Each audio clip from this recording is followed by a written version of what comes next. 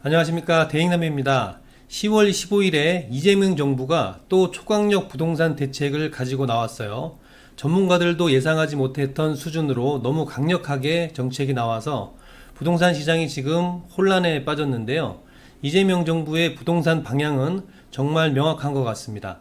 대출을 완벽하게 규제해서 수도권 집값을 잡겠다는 의지를 보이는데요. 아마 6월 부동산 대책 이후에도 어려움을 겪었던 많은 분들이 또 똑같은 어려움을 겪고 계실 거라는 생각이 듭니다. 더 심각한 대출 규제로 어려움을 겪는 분들도 많이 문의를 주시는데요. 10월 15일 부동산 대책 주요 내용을 살펴보고 어떻게 대처해야 하는지 알려드리겠습니다.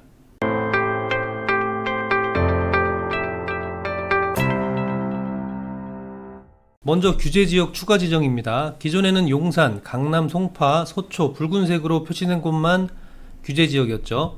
그런데 지금은 그 지역이 서울 전역으로 넓어졌습니다. 경기 지역도 12개가 포함이 되었는데요. 핑크색 부분들 보시면 될 것 같아요. 서울 전역, 그리고 강남 중심으로 그 밑에 위치한 경기도 일부 지역들이 규제지역이 됐어요. 과천, 광명, 의왕, 하남, 수원, 성남, 안양, 동안구와 용인, 수지구가 규제지역으로 지정이 되었는데요.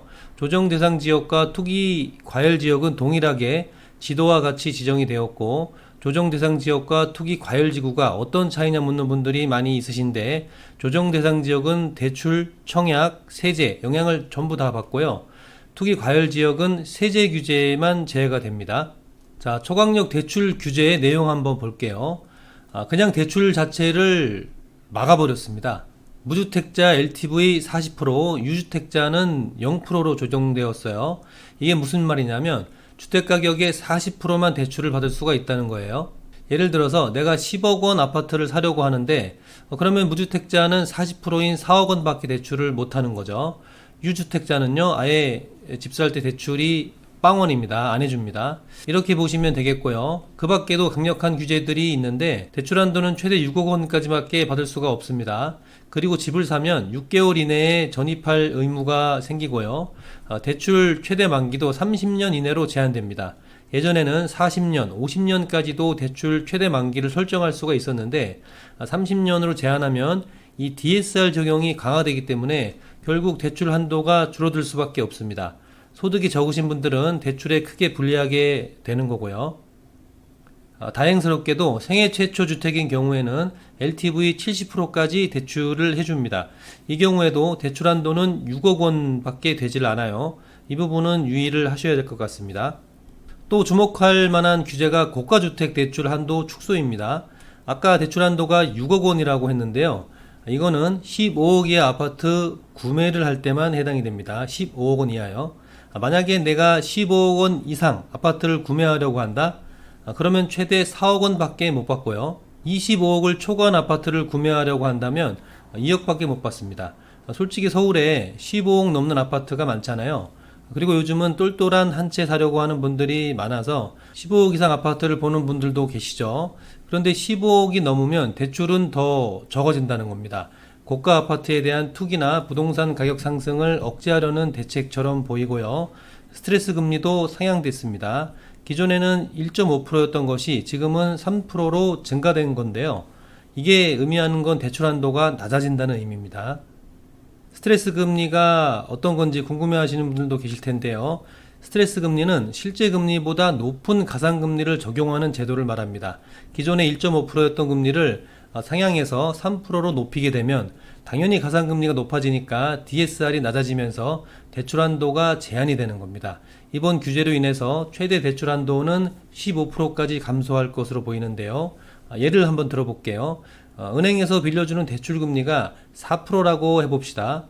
그러면 여기에 기존에는 스트레스 금리 1.5%를 더해서 5.5%로 보고 DSR을 계산을 했어요. 그런데 이제 규제가 심화되면서 3%를 더하게 되면 총 7%로 보고 DSR을 계산하게 되는 거죠. 연소득 5천만 원인 직장인이 6억 원 아파트를 산다고 가정을 해보면 실제 대출 금리가 4%이고 스트레스 금리가 1.5%이면서 DSR이 40%로 규제된다면 기존 1.5%였던 스트레스 금리일 때는 2억 7천만 원을 받을 수가 있었는데, 그런데 현재에는 3% 스트레스 금리를 적용하니까 얼마가 되는 거죠? 2억 1천만 원만 대출을 받을 수가 있는 겁니다. 그러면 총 6천만 원가량 대출이 이제 줄어들게 되는 거죠. LTV가 40%니까 6억 원 아파트를 사게 되면 나는 2억 4천만 원까지 대출을 받을 수 있겠지 하고 생각하면 안 된다는 겁니다. 스트레스 금리 3%를 먼저 고려해야 할 수도 있다는 거죠. 다음은 갭 투자 금지예요. 이거는 전세 끼고 매매를 할 수 없게 된다는 건데요. 갭 투자하는 방법 딱 한 가지가 있습니다. 전액 내 현금으로 집을 산 후에 전세 계약을 할 수가 있습니다. 이제 이거는 즉 현금이 있어야만 전세를 줄 수가 있게 되는 거기 때문에, 아니면 전세 자금으로 부동산 매매가 불가능합니다. 전세 대출도 막혔는데요. 전세 대출을 받는 1주택자는 수도권에서 대출을 받을 때 2억 원으로 제한돼요. 예를 들어서 내가 부산에 집이 있고 근데 서울에 와서 전세를 살려고 하는데 대출을 받아야 한다면 2억 원밖에 대출이 안 된다는 거죠. 부산에 집을 팔고 오던지 아니면 전세 2억 대출만 받아서 살던지 그렇게만 해야 됩니다. 이렇게 대출 규제 전반이 심화되었고요. 거기에 더해서 토지거래 허가 규제 구역도 심화되었습니다. 토지거래 허가 규제 구역은 아까 지도에서 보신 그 지역 전체가 해당되고요. 바뀌는 게 뭐냐면 아파트만 규제하는 게 아니라 아파트, 연립, 다세대까지 이번 규제를 추가로 받도록 하는 겁니다. 아파트 이외의 다른 부동산에 대해서도 강력한 규제를 하겠다는 거죠. 사실 아파트만 규제를 하면 오피스텔이나 상가 등이 가격이 오르잖아요. 이걸 막겠다는 겁니다. 아파트뿐만 아니라 연립, 다세대, 상가, 오피스텔 이런 모든 부동산에 대해서 LTV 40%로 제한이 됩니다. 전세 대출도 DSR을 적용하게 되는데요. 이거는 10월 29일부터 적용을 하게 됩니다. 기존에는 전세 대출에는 DSR 적용을 안 했는데 전세 사는 사람들은 그래도 소득과 관계없이 대출을 해주겠다는 거였었거든요. 근데 이제부터는 DSR 적용을 하게 됩니다. 앞서 설명한 것처럼 1주택자가 수도권 규제지역에서 전세대출을 받으면 2억 원으로 대출이 제한되고요. 전세대출 이자 상환분이 DSR에 계산이 되어서 대출 한도가 현격하게 줄어들게 됩니다. 자, 이재명 정부가 아예 수도권 내에 대출을 막아버리면서 부동산 가격을 잡으려고 하는 것 같은데, 이번 10월 15 대책에서 중요한 점, 많은 질문이 들어오는 것들을 좀 정리해서 살펴보려고 하는데요.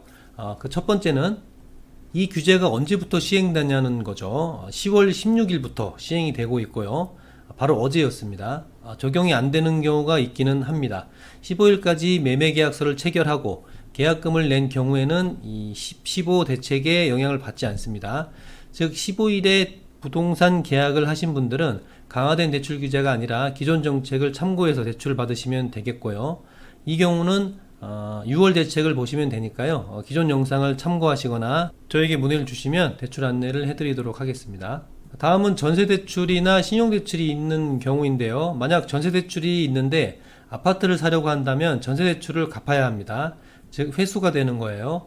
또 1억 원 초과 신용대출을 받은 사람이 규제지역에 부동산을 사려고 하면 안 됩니다. 대출 실행일로부터 1년간 규제지역 주택 구매가 금지되고 있고요. 내가 신용대출 1억 원을 받아서 아파트를 사겠다고 생각하시는 분들이 계실 텐데 이 자체가 안 됩니다. 신용대출 1억 이상으로 대출을 받아서 부동산 구입 자체가 아예 안 된다는 거죠. 자, 그 다음에 규제지역 이외의 부동산은 어떻게 될까요? 이번 규제지역 이외에 지방은 규제 조정에 영향은 없습니다. 1주택자 전세대출 DSR 적용도 지방은 예외가 되고요. 자, 그리고 이제 기존에 이미 아파트 분양을 받았고 중도금을 LTV 40% 이상 받으신 분들이 있잖아요.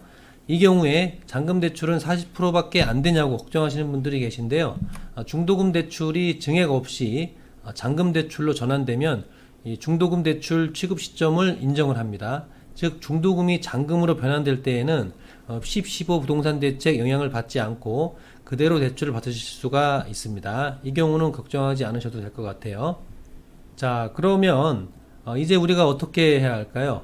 저는 이재명 정부 부동산 대책이 너무 명확하기 때문에 조금은 지켜보는 것이 좋을 것 같다는 생각을 합니다. 특히 1주택자인 분들은 1주택을 유지하시는 게 좋을 것 같고요. 왜냐하면 다음 부동산 대책도 강력할 것으로 이제 예상이 되는데 부동산 세제 규제가 심화될 것 같아요. 즉 2주택 보유하고 계시면 세금 많이 내셔야 하는 경우가 생기기 때문에 1주택자 분들은 추가 매수 잠시 기다려 주시는 게 좋을 것 같고요. 부동산 매수를 생각하시는 분들도 많으실 텐데 무주택자이거나 아니면 1주택 이상인데도 부동산 투자를 적기라고 생각하시는 분들 있잖아요. 이번 정책으로 혼란을 겪고 계실 텐데 사실 이 규제에는 틈새가 좀 있습니다. 부동산 규제 틈새를 이용해서 대출을 활용하고 싶으신 분들은요, 연락을 주시면 될 것 같고요. 기존 보유하고 있는 그 아파트를 대상으로 해서 대출을 활용하는 방법이 여러 가지가 있으니까요. 자, 이번 규제로 인해서 부동산 시장이 매우 혼란이 커질 것 같습니다. 일부에서는 부동산 가격을 잡을 거라고 기대하고 일부에서는 그렇지 않을 거라고 우려를 하는 경우가 있는데요. 어쨌든 지금 상황에서 조금이라도 현명하게 대출을 받고 부동산 구입을 해야 하는 게 우리의 입장이지 않습니까? 자, 어려운 상황이지만 아무쪼록 그 대출을 준비하고 계시는 분들은 잘 준비하셔서 좋은 결과 있기를 바랍니다. 감사합니다.